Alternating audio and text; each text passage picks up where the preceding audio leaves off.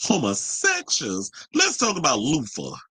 I was gonna say Luther, but I was like, no, I just want to be funny. Let's talk about Luther. Luther Vandross. So apparently, the people out here. Well, there was a documentary that appeared about Luther Vandross on CNN called Luther Never Too Much.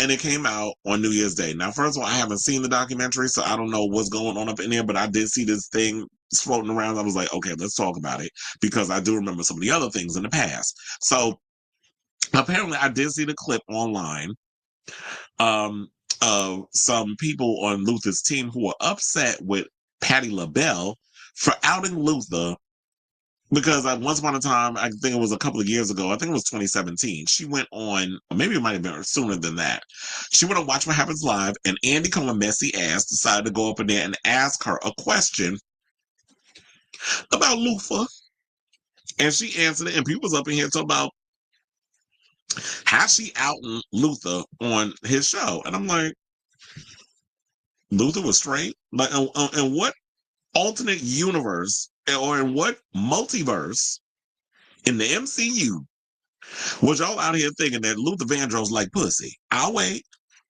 because I don't think any of y'all was believing that. But the reality is, a lot of y'all will sit up in here and look the other way as long as people are not out and flaunting, as some of y'all will put it, their sexuality. But y'all had to know Luther was into the peen.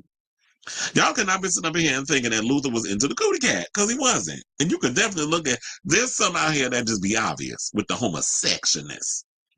So, according to Page 6, they said there's anger and heartbreak in Patti LaBelle's camp after she was painted as a villain in a movie about one of her dearest friends, according to the report. Now, LaBelle and Luther Vandross have been friends for decades, and the Lady Marmalade singer was even close with his family and helped to take care of Vandross till the end.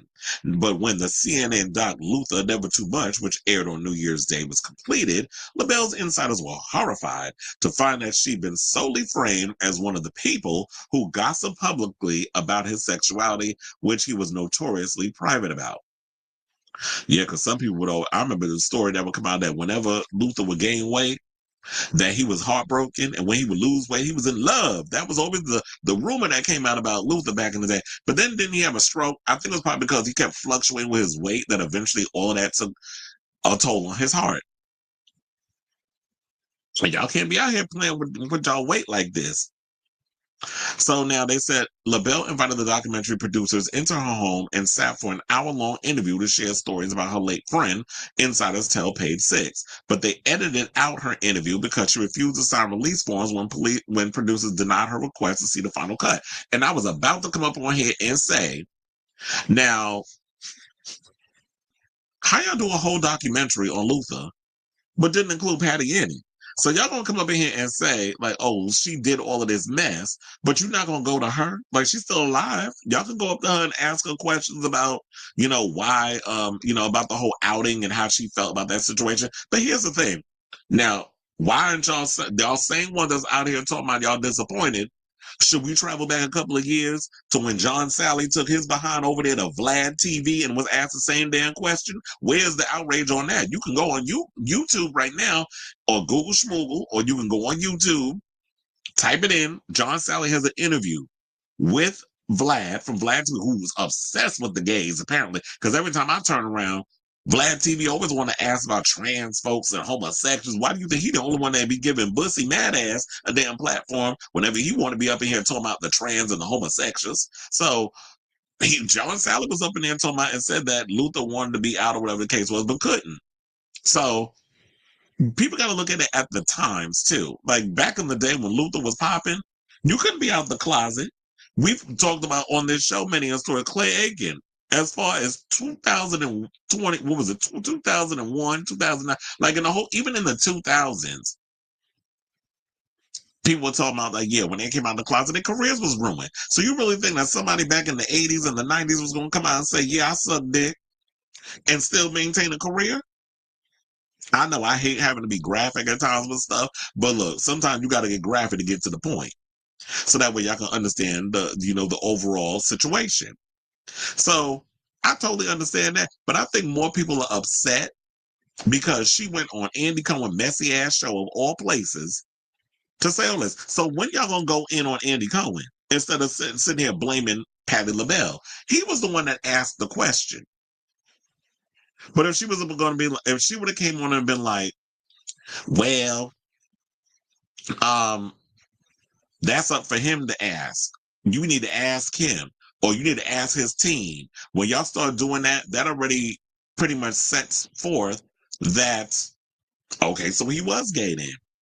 Like when you try to feel like in a way that by not answering is an answer and it's a way to protect from the situation, it kind of isn't. It's kind of making it seem like it's like, I don't know. That should be the answer. I don't know. Ask them. What you should be doing. Because I always hated that growing up. There was a lot of people that was always whispering. And my mother told me these stories years later. You know your son gonna be gay, right? Or you know, or I think your son is gay. Like, bitch, first of all, why are you in my motherfucking business when I'm a teenager growing up trying to figure my own shit out? Why are you sitting up in here and saying this to my damn mother? Bitch, you need to be worrying about your BMI count. Well, she can't now, she dead. I'm talking about my mother's sister. So you need to be worried about your BMI count instead of worrying about whether or not I'm putting penises in my mouth at my age, or if I'm gonna come out being a full-on bigot. That ain't none of your business. That's my business. And when I'm ready to come and spill my tea, I'll come and tell her. I ain't telling it to your nosy ass, but I'm gonna tell it when I tell it. But yeah, it was like, yeah, now that Luther's dead and he's not here to defend himself, of course, you know, Andy Cohen messy ass, because that tight ass queen need a damn moment. So yeah, you gonna come up in here and start asking all this mess. So they said to add more insult to injury, the film sets up the clip for an interview from Vandross's songwriting partner, Richard Marx, who says, one of the things that really pissed me off is there are people who have talked about his personal life, people who he considered friends. In the clip, Cohen asked LaBelle if Vandross struggled with coming out publicly, and she said, we talked about it. He did not want his mother to be upset, although she might have known, but he was going home. He wasn't going home. Sorry, he wasn't going to come out and say this to the world. And he doesn't have to. That's none of their damn business. But I understand that what that's like, especially, you know, when you are a black person or black man or man of color, and you coming up in the church, whatever the case is, where they tell you that being gay is wrong, it's abomination, you're going to hell. And then a lot of us, I'll even speak for myself, are so worried about disappointing your family or certain members because of the way you've been taught growing up that homosexuality is bad. But I've denounced organized religion, so I don't get caught up in that foolishness. My thing with me is live and let live. I live a more spiritual life.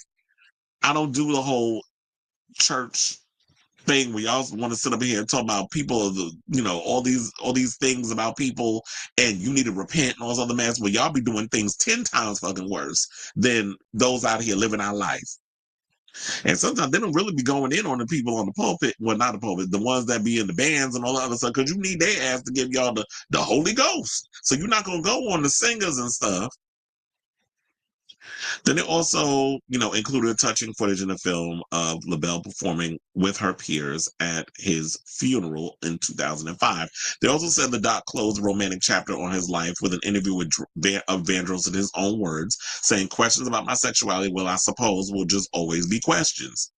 Let me tell you who I owe answers to. What I owe you is my music, my talent, my best effort. That's all. I will neither deny or confirm that any such rumors about personal things like that are true or untrue.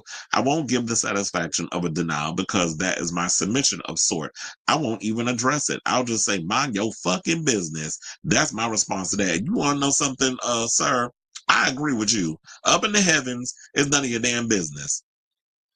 Now, they said during the screening of the doc at the Tribeca Film Festival last year, the Watch What Happens live clip solicited boos from the crowd. Sources believe they set LaBelle up and used her as a villain when she supported him up to the very end. Now, here's the thing. Were they booing because it was Patti LaBelle's answer, or were they booing because quiet as it's kept, majority of the people don't like Andy damn Cohen? Like, I'll be watching stuff online and people be commenting. A lot of Andy Cohen is insufferable. Even down to most recently when they had the New Year's thing that he does every year with that uptight ass queen, Anderson Cooper.